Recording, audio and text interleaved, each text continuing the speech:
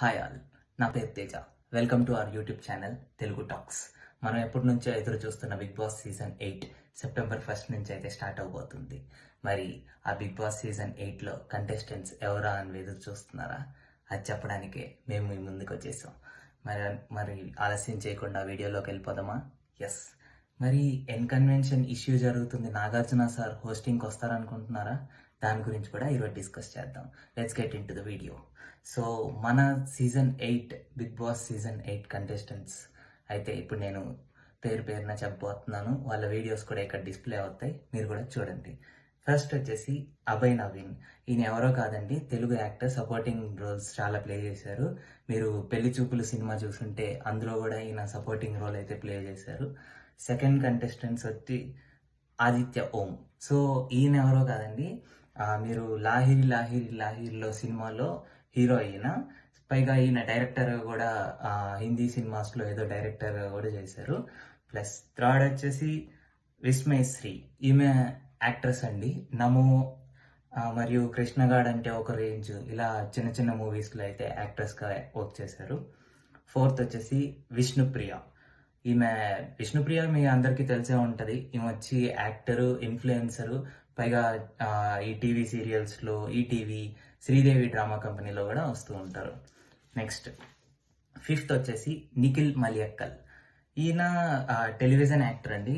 మీరు గోరింటాకు సీరియల్లో చూసుంటారు ఈయన్ని. ఈయన మన ఆంధ్ర కాదు, కన్నడ యాక్టరు, కానీ తెలుగు సీరియల్స్లో కూడా యాక్ట్ చేశారు. నెక్స్ట్ సిక్స్త్ వచ్చేసి యస్మి గౌడ. ఈమె వచ్చేసి తెలుగు యాక్ట్రెస్సే. సో ఈమె జీ తెలుగులో నాగభైరవి అనే ఒక సీరియల్లో కూడా యాక్ట్ చేస్తున్నారు. కన్నడలో టీవీ సీరియల్స్లో కూడా వర్క్ చేశారు. నెక్స్ట్ సెవెంత్ వచ్చేసి అభిరామ్ వర్మ. ఈయన కూడా యాక్టర్ అండ్ రైటర్. ఈయన కూడా చిన్న చిన్న మూవీస్లో మను, హరోహరి, హోరాహరి మూవీస్లో అయితే యాక్ట్ చేస్తున్నారు. సో ఈయనకు కూడా మంచి అవకాశం అనే చెప్పుకోవాలి బిగ్ బాస్ ప్లాట్ఫామ్ అనేది. నెక్స్ట్ ఎయిత్ వచ్చేసి కిరాక్ సీత. సో ఈమె మనకు తెలిసే ఉంటుంది. మీరు బేబీ సినిమా చూసుంటే హీరోయిన్ పక్కన ఉంటుంది సపోర్టింగ్ రోల్లో. ఈమె గురించి మీకు అందరికి తెలిసే ఉంటుంది. షార్ట్ ఫిల్మ్స్లో కూడా యాక్ట్ చేసింది, లైక్ ఈమె యూట్యూబర్ కూడా. నైన్త్ వచ్చేసి నైనిక అనసూరు.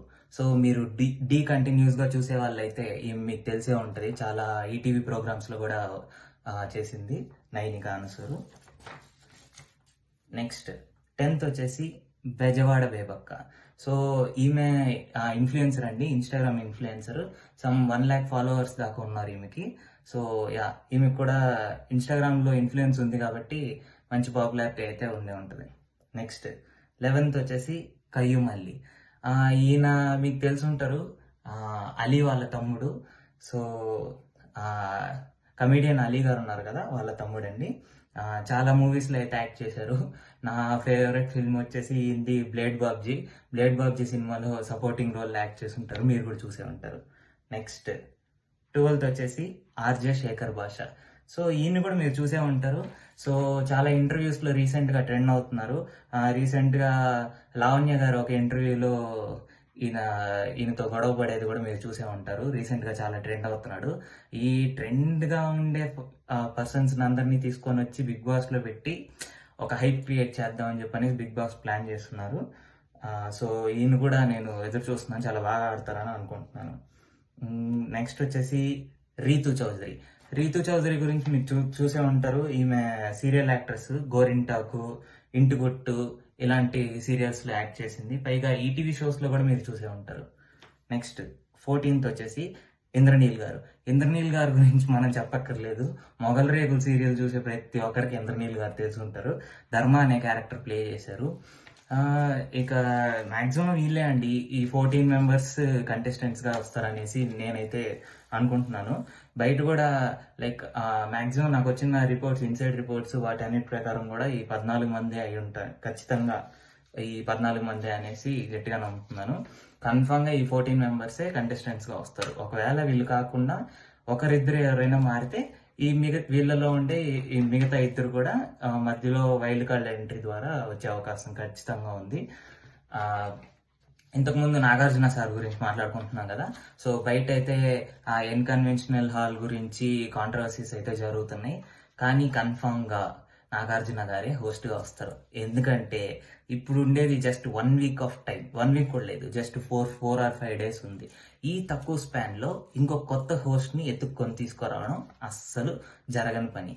ఖచ్చితంగా నాగార్జున గారే వచ్చి హోస్టింగ్ అయితే చేస్తారు. ఎందుకంటే Bigg Boss last 4 to 5 seasons నుంచి నాగార్జున గారే కంటిన్యూస్గా సక్సెస్ఫుల్గా చేస్తున్నారు కాబట్టి బిగ్ బాస్ ఆయన పైన నమ్మకం ఉంచి ఈ కాంట్రవర్సీస్ అన్నీ ఆ పక్కన పెట్టేసి ఖచ్చితంగా ఆయనే బిగ్ బాస్ హోస్ట్గా చేస్తున్నారు. నేనైతే చాలా ఆతృతగా ఎదురు చూస్తున్నాను బిగ్ బాస్ సీజన్ 8 కోసం. మీరు కూడా ఎదురు చూస్తున్నారని నాకు తెలుసు. సో మరిన్ని బిగ్ బాస్ గురించి మరిన్ని అప్డేట్స్ కోసం ఖచ్చితంగా మా ఛానల్ని సబ్స్క్రైబ్ చేసుకోండి. Subscribe to Telugu talks. ఈ వీడియో మీకు నచ్చినట్లయితే లైక్ చేయండి.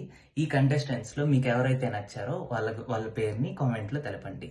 Thank you.